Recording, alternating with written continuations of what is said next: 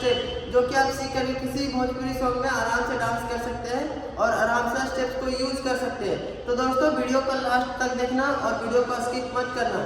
अगर आप स्किप करते हो तो आपका स्टेप समझ नहीं आएगा, अगर आपका स्टेप समझ नहीं आया तो सीख नहीं पाओगे। तो चलो हम लोग एक बार म्यूजिक में देख लेते हैं हम लोग का स्टेप कैसा है, उसके बाद हम लोग 1 by 1 काउंट में सीखते हैं। ठीक है, तो चलो एक बार देखते हैं।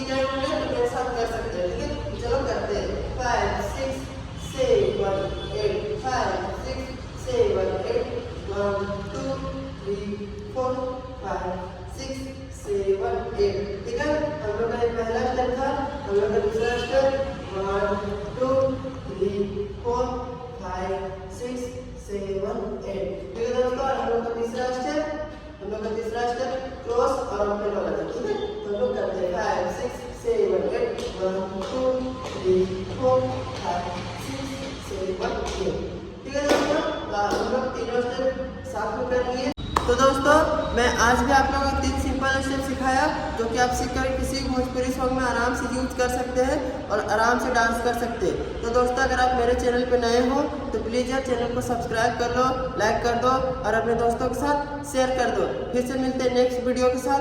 बाय बाय, टेक केयर, जय हिंद।